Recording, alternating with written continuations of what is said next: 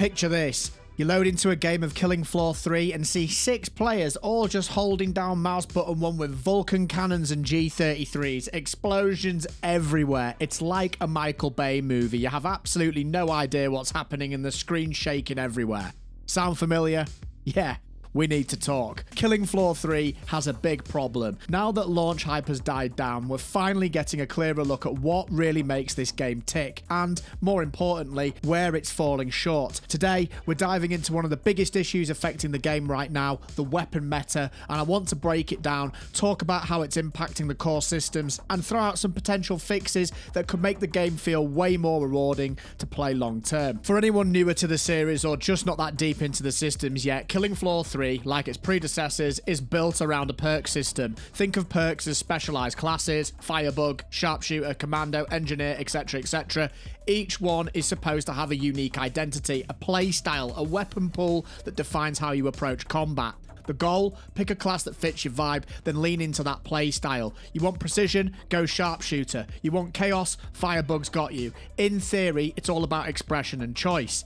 But in practice, that system's being totally undermined. Right now, the G33 and the Vulcan cannon are completely dominating the game. This combo is so strong, so effective, that it's basically erasing the need to play anything else, regardless of your perk. Whether you're soloing or running a 6-man team, these weapons obliterate the content. If you've dropped into a public R&D run lately, you've definitely seen it. 6 people just spamming explosions and bullet hell until the screen looks like a discount Transformers movie. And look, I'm not judging anyone for using this meta. I've done it too when I'm power leveling. We've all been there. But the real problem kicks in after that grind. When you've maxed out perks, what's left to explore if every run just turns into a G33 Vulcan spam fest? And I know I'm not alone here. I've seen a bunch of comments on videos saying things like, if I'm playing sharpshooter, I want to focus on headshots, not explosions. And honestly, I couldn't agree more. But right now, we can use any weapon with any perk.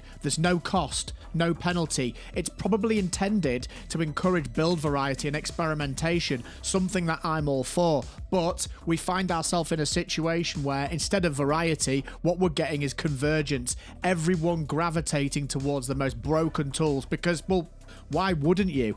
In my last video, I challenged myself to run a full sharpshooter loadout, only weapons from that perk's pool, and it was so much more fun. Harder for sure, but way more satisfying. Every shot counted, every mistake mattered. Meanwhile, I run the Vulcan and the G33 combo on a level 5 engineer the other day. I tripled the damage output of players more than 20 levels higher than me. That's just broken, and you can't blame players for chasing easy damage when there's no reason not to. Let me paint the picture for you. With the Vulcan G33 combo, you're basically just mowing down waves with minimal thought. There's barely any positioning, no ammo concern, no precision, just hold fire, throw some grenades, and everything dies. It turns Killing Floor, a game known for its intensity and pacing, into a brain-off roller coaster.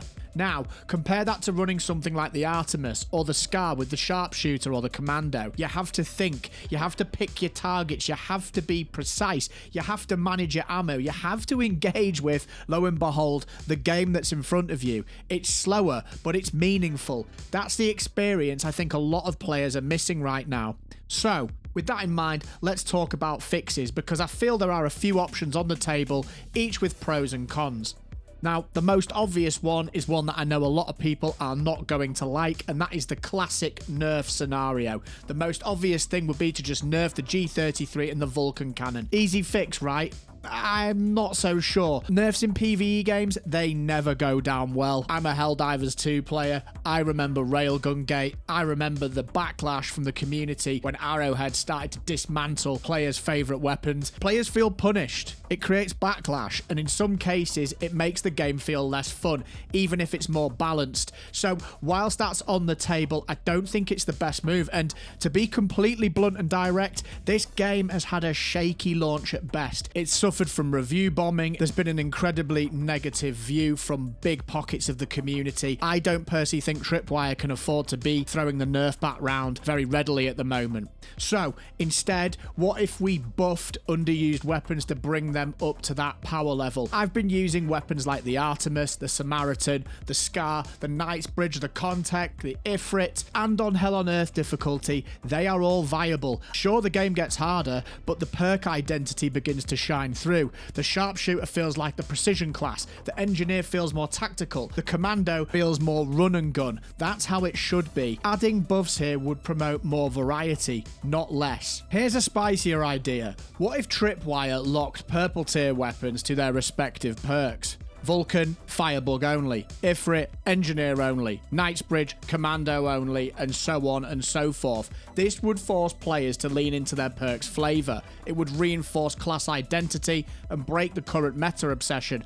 But here's the catch. Would everyone then just start running the Firebug so they can keep using the Vulcan and the G33? If that happens, we're right back to the nerf X weapon conversation. So it's a really tricky balance, and I don't know the answer to this, and this is an opportunity for us to have a really constructive discussion in the comments below, so please feel free to sound off with your thoughts and feelings on this down there. Another option would be increase the cost of buying weapons outside your perk. So if I'm a sharpshooter and I want to grab a Firebug weapon, I'm paying a premium for it. That cost could discourage the behavior without outright banning it. But then again, would it just feel frustrating? Could it create resentment or make newer players feel punished for experimenting? It's a really fine line between encouraging perk diversity and build diversity and making the game feel restrictive. I'm not sure what the answer is here, folks. I'm just spitballing, so you let me know what you think. Should Tripwire start clamping down on this meta? Should they buff the underused weapons, or just let players run wild with whatever works, but then risk undoing all those great skill trees that they've created for each perk class?